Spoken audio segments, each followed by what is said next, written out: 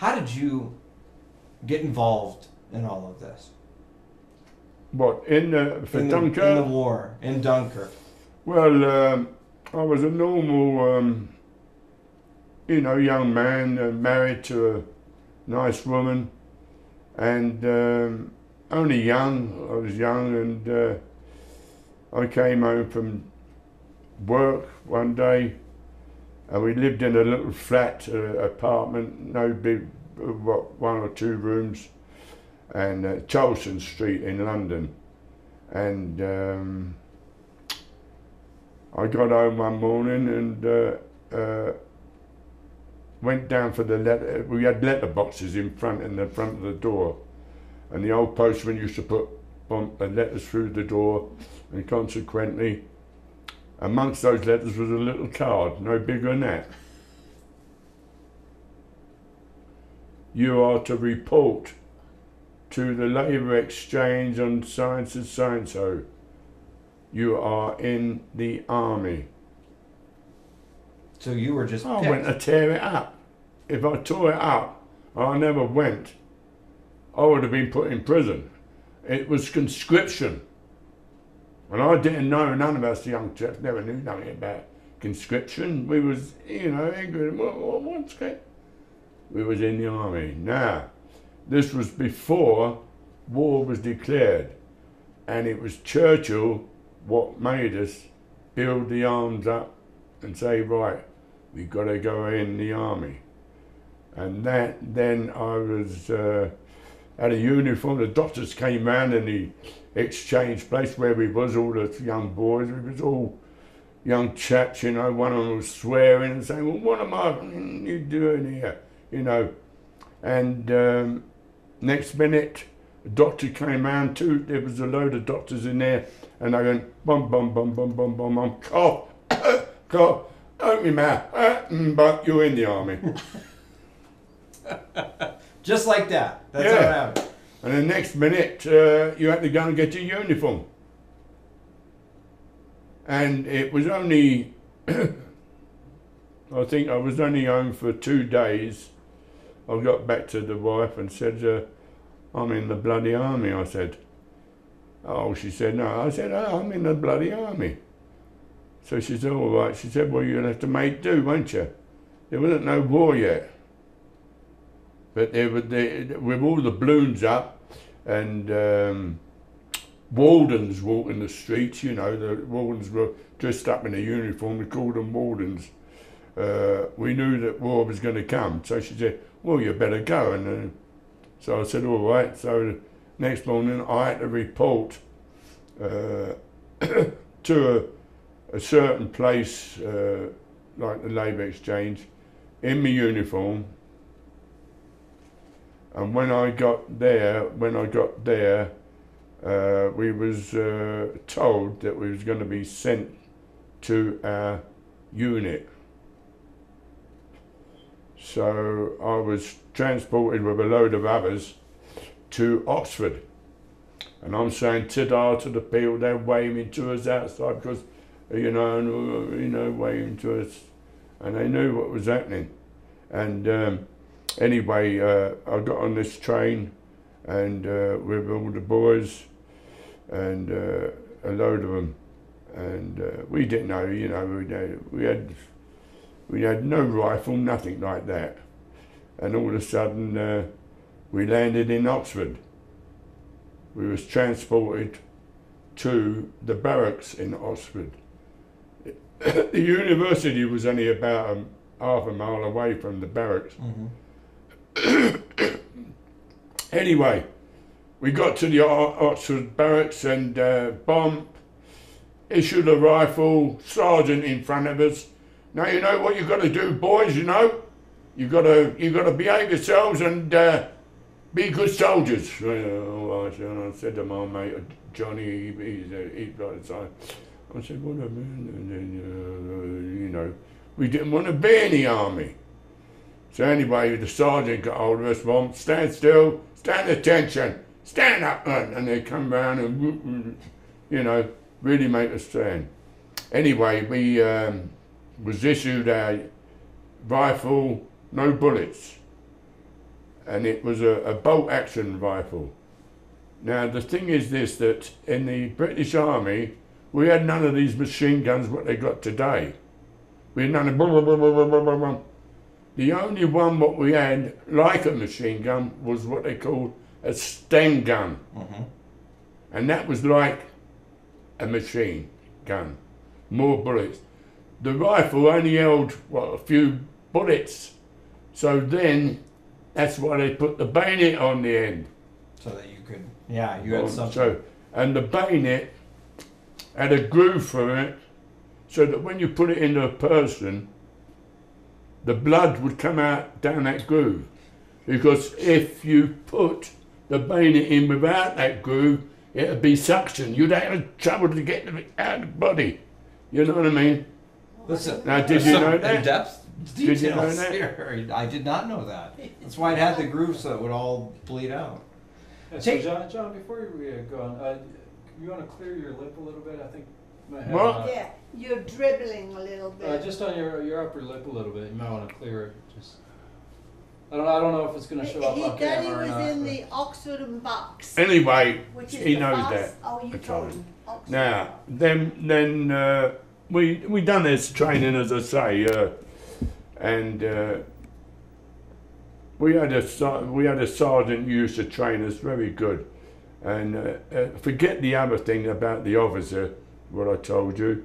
It was a sergeant, and we called him Mutton Jaws, because he used to go, his face used to go, and he was an easy one. He wasn't a tough sergeant, you know, but stand attention, all that.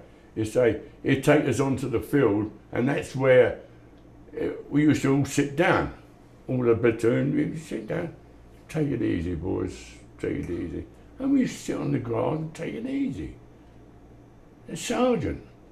So I said, well, what's that? And then when he saw an officer coming up the hill onto the grass, like a big field grass, get up, stand up, the officer's here. And up we'd get up. Sorry. You're all right. I'm just gonna put that there. We'd get up and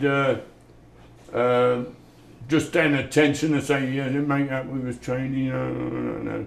But forget that, we got over that, and then we went back to barracks. And then we had more training in the barracks square, and we used to race around the barracks square, you know, in our shorts and that, and get us a little bit fit, you know, do a bit of boxing in the ring and that. Mm-hmm. You know, it was all, what was there before war was declared. How'd you find out war was declared? Well, this is what happened. I told you that I went on night duty one night, and I was standing outside the square, and we had to go on duty and stand there with a bayonet and gun and stand out like I do at Buckingham Palace. We stood outside those barracks. It was all in our training, discipline. And the thing is that I was in the square with a load of other soldiers. They was standing around, and all of a sudden there was like a speaker system or something like that, and it said, we are now at war with Germany. Just like that? Like that. And I think everybody got depressed, you know. They didn't want to know, you know, really about going to France. I mean, it was, you had to go, it don't matter about that. But the thing is that I looked at my mate, and he looked at somebody else and said, what can he do, you know, and all of a sudden the sergeant came, when we went back into our rooms, like the barracks, sergeant came in and said, well, you know, lads, he said, we're at war. He said, now you've got to be good boys, you know. This is roughly what he said, roughly. You've got to be good boys and good fighters. He said, that's it, he said, and good luck to you. And about a day later or 2 days later, we was put on a train down to the docks where there was a boat waiting for us, and we was all put on that boat. And I don't know, it was going very slow across the channel.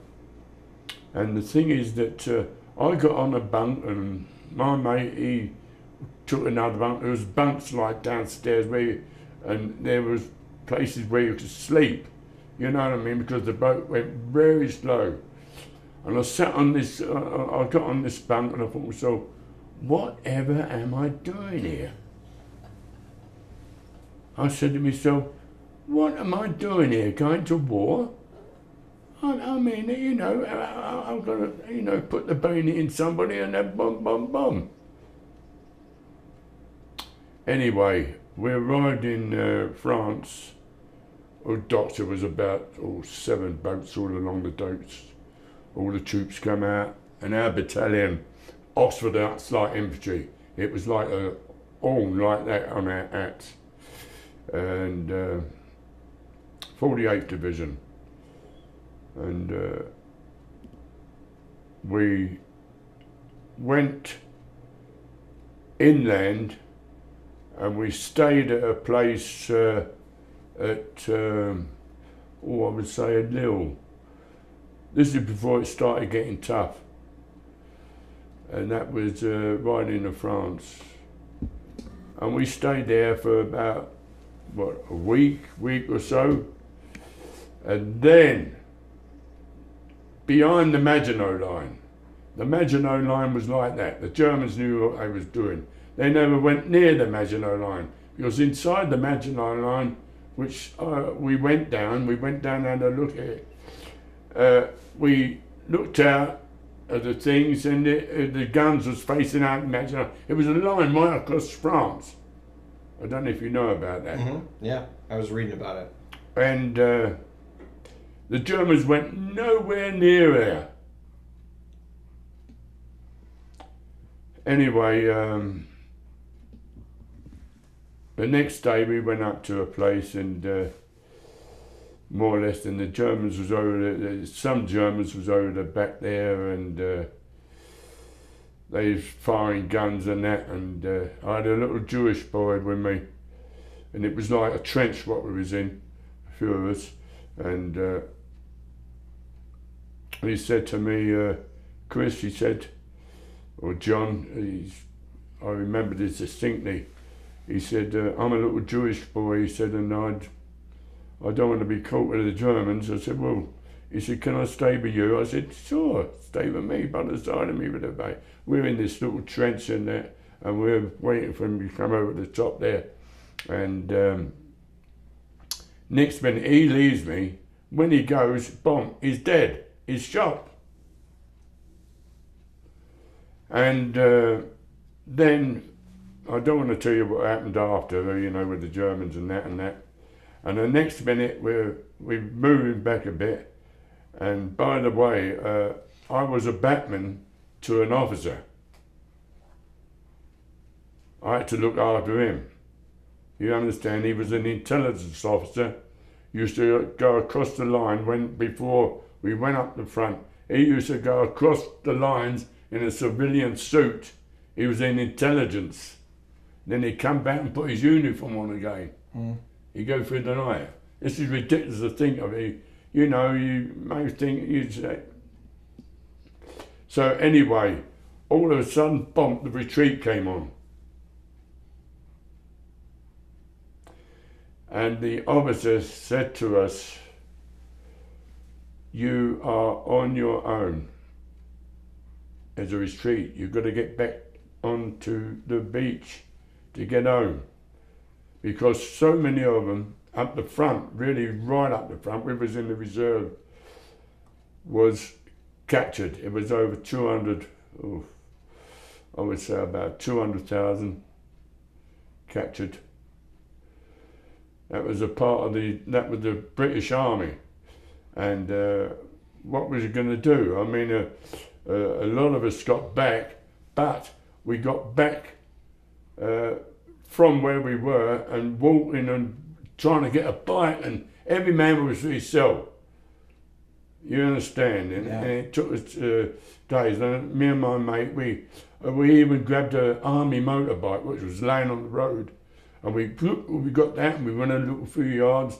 Then it broke down and we left the motorbike, and on the way back we had to walk back more or less. You know what I mean? There wasn't no transport down to that coast. You've got to get to that coast, and we stayed in the houses because, of course, all the French people left their house, and we slept in the house so that we knew that we had enough time to sleep in the house. So we had a couple of housekeepers down there, had a beautiful house, a bedroom, all the furniture there, the clothes hanging up. And on the wall was this. And I said, I'm going to have that for my mother. So I went on the wall and I took it down. And I said, I'm going to carry this home. Because, I mean, to get anything home, because we was going to be stripped anyway. And that, at Rosary. You took it home for your mom? It was all for my mum. And when you got to that beach, I mean, did you feel like you were going to get out? Did you feel like you were going to I didn't I didn't think I was going to live. Because there was a lot of, when we left the beach, what, you mean going there when I got back to the beach? Yeah. Well, it took us a couple of days there because there was a shots and the Germans were bomb, and they was up in Massachusetts and that, going along, and they was following us all along. But the funny thing is that when we landed in France, we went to a dock, and I can't remember what that dock was. All the ships were there. But when we went back, we landed on a beach. We was waiting for that beach, that yellow beach. And we got to it, and the little boats from England was coming in, a fishing boat, a paddle boat, you know, and the boys were swimming out, you know, and every man was for himself. I mean, I know that some of the boys had stuff on them which they stole out the shops coming through here, you know, in their pockets and that. And I said, did you take anything to an Irishman? Did you take? He said, don't you come near me. And that's it, you know, it was like... Now you couldn't swim though, Dad. No, and I couldn't swim. So I sat down, my mate left me, and I sat down and I was, oh, F it. I couldn't care less now, because there wasn't many things coming over, many messengers coming over, but now and again, a message would come up, right along, and I'd get behind the sand hill and I'd, you know, get down. I was lucky. And next door to me, there was 3 Polish soldiers, dead, with dead doornails underneath the sand. You know, when the sand blew, their faces come out of the sand. And I was sitting there, and I couldn't care less then. I didn't care, but, you know, if I was done or a bullet or something, you know. And everybody was for himself, you know. It was chaos on the beach. I mean, there was lining up to get onto the boat, onto the ships, and there was hardly any ships coming. I mean, it was a beach right along, a miles. And you're seeing these fishing boats and paddle boats. Yeah, these aren't army boats. And everybody was fighting to get on them, and I couldn't swim. I went to get out in the water, and the soldier pushed me. Every man was for himself. I went back on the beach again, and I sat by the side of it. How'd you get out? Eventually, I had a soldier. I got into the water, and it was a pedal steamer what I was making for. You know, what used to take all the kids and wives on a pedal steamer. It was like a ship, but it was like used to go round excursions when it was in England. And he helped me out. He somehow swam and dragged me out to the boat, and they dragged me up out of the water and put me, and I got on the boat. Did you think when you were sitting there on that beach? Did I what? Did you think when you were sitting there on that beach that you would survive? No, I never knew it. And I sent that. I sent that little card while I was here. Well, I never sent it from there. I sent it while I was there, and I don't know. You get into the state of where you couldn't care less if he was killed or what, but because there was so much confusion going on there with the army and the officers left us. I mean, we had no officers. I mean, they went on their own and left. You were just on your own. I saw one officer, and he had the cheek enough to say to me, where I was lying in the sand, there was a church right at the back of me, a couple of miles away. And he said to me, Excuse me. we want some water. I said, no, well, I said to him, where am I going to get water from? He said, you go to that church and get... You can pick that up if you need to. He said, go to that church and pick up some water. This is Pat. I said, I'm not. He said, go to the church. So I went up the church. I said to him, well, look, officer, I said, that's going to be a marker for the guns. I said, that's going to be a marker because when they fire a gun, they get a marker like that. You know, the big guns. And that's, yeah. I said, I'm taking a chance. He said, you go and get the water. And I went and got the water and gave it to him. And this was true. And he took away, I had a drop of water, it was a big can like that, a drop of water out of it, and then he left me. I never see him no more. And I got back into my little pit, what I dug in the sand, and that's it. And then I stayed there the night, and then the next day, this is when one of the soldiers came up to me, a Scotsman. He said, Jock, I said, I can't swim. He said, come with me, he said, I'll get you out. And this paddle steam had just come in. And in the meantime, of course, the Messevitz was... And I saw one or two Spitfires that had been shot down on the beach. The Spitfire was laying on the beach on there, which had been shot down, but they sent from England. And the thing is that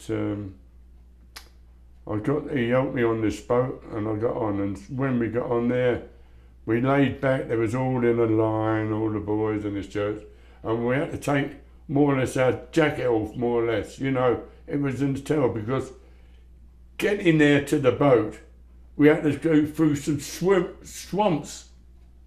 It was like water in a swamp there, and we had to go with our rifle and go, and it was all mud and everything up there. You understand what I mean? Yeah.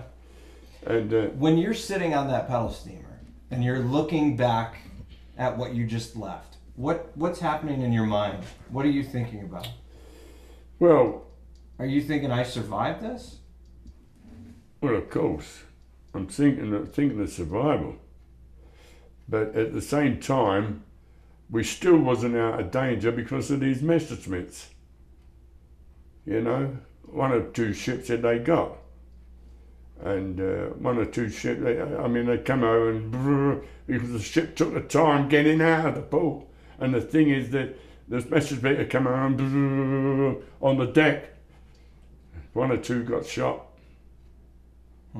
But when you looked, Dad, when you were on that paddle boat, and you looked, did you have a chance to look back at the beach? Oh, or were yes. you lying down? Well, then what did you think? Did you still see other soldiers Oh, trying yes. to get off the beach? Yes. They were still coming down there. I mean, a load of them got away from the front line, and the thing is they took so many days to get to that beach. I mean, you know, it was chaos. And as I say, every man was for himself. But this Scotsman helped me and I couldn't swim. And I just lay down on the beach and said, that's it. I couldn't care less what happened. When you look back later in life now and you reflect on that whole experience, what do you think? Well, I thought it was bloody ridiculous, a war like that. I mean, you know, over one man, Hitler, started the war, and I thought to myself, well, was it worth it going out there, you know, coming back on the retreat like that, you know? And then you've got to take in consideration that how many of those troops were dismissed from the army because of nerves. I mean, it wasn't all the laughing game and the saying, hello, John. Some of them lost their nerve. And there's one fella, I want to get home, his nerve. And like that, on the beach. How were your nerves? Wasn't too bad. I was a little bit frightened, you know. I mean, I kept on looking over my shoulder and that. But anyhow, I was lucky, really. But it upset me to see so many of those boys get killed like it. And I felt terrible when I got back. And when I got back to London, they washed us, made us, you know, put us in a bath, took the dirty uniform off us, took our rifle away from us. And for a joke, I said, I want that rifle back when I get issued back again. They said, no, you won't get it back. It was a lightweight rifle and I loved it. And then they put us in another uniform, and I went back to England, to the wife. Now, when I got back there, I was there for a couple of days, and they was bombing over the top. These bombs was coming down and that, and you know. And I said to the wife, where do you go? She said, in the Anderson shelter. And I was pleased to get back into the army again, go back. After that experience you were? Yeah, you wanted to get away from those bombs. And the thing is that a lot of them was discharged in hospital. And when I got back to the barracks, I contacted septicemia poisoning. Mm. And I had septicemia poisoning and it nearly killed me. I was in the army hospital there. And hey, you're 99 years old. You survived it though. You're here. Oh, yeah. But when I had that septicemia poison, the doctor came over and he said, where is where you live? He knew where we lived, one of the army doctors. And he said to me, John, he said, you got septicemia poison and it's very, he said, you're liable to go off. So I was laying there, and right up in front of the hospital was a photo of Napoleon. And I was looking at that in the bed. And then I closed my eyes. And then the next minute, all the family around me, they told the family to get there because they thought I was going to die. And I lay there and they stood there and they're talking to me, my mother and my brothers was there, and my wife. And they said to me, come on, Chris. My name was Chris then, but the other name was John, and they called Chris. And the thing is, come on, wake up. I heard this from here. And bit by bit, I got better. And then officer came over to me he said, we're going to discharge you, Carpenter. I mean, my nerves are still bad. There was a load discharged.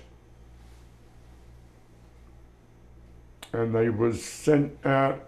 I mean, some of them lost their legs.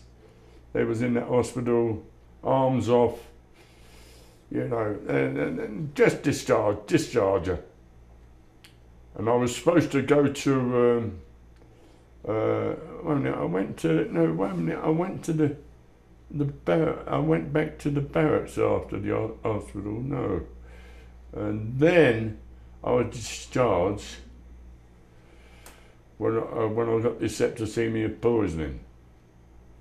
And then I came home, and that's when I wanted to get back in the army again, because I was pleading to get back in the army. They gave me one medal, which I lost somewhere, I don't know where that is. And that's it, I settled down. And then, the thing is that I got better and better and better. When the Americans came into the war, and they finally got to France and settled back there with all the troops there, the war was nearly over I joined the American Red Cross. Yeah. And they gave me a uniform, American. And they thought that I was American. And I used to drive across the channel on a boat in this big, 6x. I mean, it was a big one, these Turtles truck. And before that, I had to have a test to go through it. And then I had to go to the hospital and have a medical. I've got it here. That's my army book. I'll show you something here. That's another part of the army. That I was sent home. I've got a letter here where I reported to the hospital before I went into the American Red Cross. And the American, when the doctor examined me, you know, again I had all the old thing. He said, "You passed." Was the war still on when you were in the Oh American yeah, Red Cross? yes, it was still on. And the thing is that the Americans used to love their donuts, and I used to take it across to them. Food and everything, and that's it. I've got two more questions for you, because I've got a tight amount of time to do this on TV today. But I wanted to ask you how that experience changed your life. Did it change anything? Well, it did change me a bit. I got more tempered, you know what I mean? Lost my temper a lot. And the thing is that I should die. I was upset. You almost killed my mother. I mean, I really, it's still hung on me because I nearly done the wife. I killed her. I thought she was a German. Kind of like PTSD? Yeah. Yeah, I had... the thing is that it's when I once came on leave and I had the bayonet and the rifle, and I was up in the bed and all of a sudden I turned around, I was standing, I got out of bed, I went to my rifle, and all of a sudden I went to put the rifle into the wife to kill her. I thought she was a German. Had nightmares. And that's it. Did it change your perspective on life at all? Do what? Did it change your perspective on life at all? Oh yes, my nerves are gone. I mean, I lost my nerve and everything, and I don't know. And I thought of all the boys what I lost and what came out of it, and I mean, my father is once when I was on leave, I've got to tell you this story. Is that I was friends with a sailor, one of the sailors who was on the fleet. You know, he was in the Navy, and the war was still on, and I was home on a bit of leave. And I came down from the flat, and opposite there was other little houses, and this little apartments was over this side. And as I came out, a woman came out, she said, and I had my uniform on, she said, "Excuse me," she said, "there's something sticking out by the side of my piano." So I said, "What are you talking about, dear?" You know, I mean, I was in my uniform, and the sailor come up, we was going out to have a pint of beer over the pub, you know, before I went back, you know. And the thing is that she said, "Well, it's sticking out by the side of my piano," and she said, "I want to know what it is." I said, "Hold on." And do you remember we used to have air raids? Mm-hmm. You know, the bombs coming down, blackout, no lights on, nothing. If you went to a cinema, you had to run out because the sirens go, and we had blackout curtains. Mm-hmm. Right? Everybody had to do that. No lights shine. No lights. And the thing is that the planes used to come over and put some bombs down, bomb, bomb, bomb, bomb, and you know, big, and you see them up in the sky, coming up, bomb, bomb. They hit schools, everything, killed children, underground. Anyway, this woman, she came out, she said, "There's something," but when I went in there, it's only a bomb in it, a time bomb. And the clock is still going, tick, tick, tick, tick, tick, tick. And I said to my mate, "What are we going to do?" I said, "It's a bomb. It was sticking out by the side." He said, "Well, we better get it out of here." I said, "It don't matter if we get it out of here. If it goes off," I said, "the house goes up and we go up." I said, "So what are we going to do?" And this is the God's truth. I mean, you know, I told you about it, not Pat, and I told your mother. We got hold of the bomb, and there was two of us, and we carried it on our shoulders. And it was still ticking, tick, tick, tick, tick, tick. It was about as big as that. It was so heavy, it was, you know, fairly weight. He got one part of the shoulder, he got the other part, and carried out. And then the pub, there was a pub right opposite where we lived, and some of the boys came, "Oh!" And you know, the people started, and we carried round to some spare ground where the houses was all down. It was just spare ground. And we put it on the ground. And then I said, "You better get in touch with the bomb squad." To a gentleman who came over, he said, "What is that?" "I'm getting a bomb. It's ticking." So anyway, they all ran. Anyway, the bomb squad came up and took the clock, done the clock and that, yeah. Wow. And 10 minutes later, the police came up and they said, "We're going to arrest you. You shouldn't have done that," to me and my mate, the sailor. I said, "Don't be silly." I said, "It was a bomb. We're going to arrest you." But they never. Ah. They changed their mind. The last question I have for you. This movie is coming out, and you're going to go see it. What do you think about all the popularity around this all of a sudden? Well, to be quite frank with you, I think that what I saw in some parts of the film here, it wasn't quite the right thing. There's a lot of things being added. I mean, we never saw one of those victory boats, you know, the barge, like the barge what they let out the front of the ship. Never saw one of them. And yet on the film, there's a dozen of them all along the dock and the buoys. And we never see them lining up like that, neither. It was just kind of every man. There was for no himself. line up at all. And there was no officers.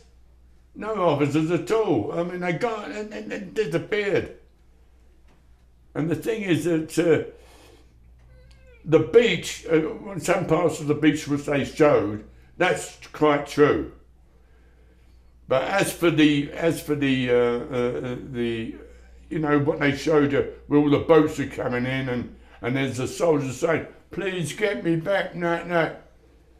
Well, that was true. But it wasn't on there, it was on the beach, where the sand was right along the beach, and that's where they're standing. Then probably that's what they wanted to get home. And in the film, you see one soldier saying, "Please get me home." No. Well, Dad, you don't know. I told you it's a story. No, I know. as Yeah, well. I know. All I'm not right? saying that. Are you happy that someone's telling a story about this? Oh, Yeah. of course. Things about time. It might put me in the memories there. Things might come back. There is an old Dunkirk film on here, but it's nothing like the real thing. But that film, what the story of the parts, there's a lot of it true. Well, that But was they got my- it quite right. That was your niece Mary, okay, that just called. She's like my age. She's English British, and she lives in Florida. And she just called to tell him that she went to see Dunkirk, and she actually was crying. Yeah. She said because How do he's you so think- proud to be It British. made me How do you cry. think you're going to react to it? He's gonna get upset. I'll be alright, I think. Yeah, we'll see. I'm not. It does make me think of different things, you know, of what happened there. But people don't realise what we had to put up with on that beach. And I And, think this will tell a lot of people. I wanted to get home, and I kept myself cheerful to, you know. When I think about how many men was killed there. A lot of my friends was killed. A lot of them, you know, bullets, and I saw soldiers there with their cutter. My friend, he had his gut all hanging out, and an officer was standing over him saying, and there was a priest there saying the last prayers to him. And it was terrible. It did affect me. But I got over it when I got home. And, Daddy didn't speak. My mother told me this.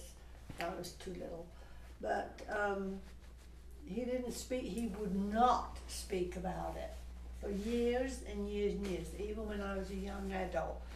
And then something, I don't know what happened, but something, all of a sudden, he started talking about it. But he went for years with totally not talking about it. Wow. You know, yeah. John, thank you for sharing all this with us. You want to? Yeah. Well, do you want to? How do you want to do that, Corky? Do you want to get video of the? Yeah. Or did you have any questions? Corky always has good stuff.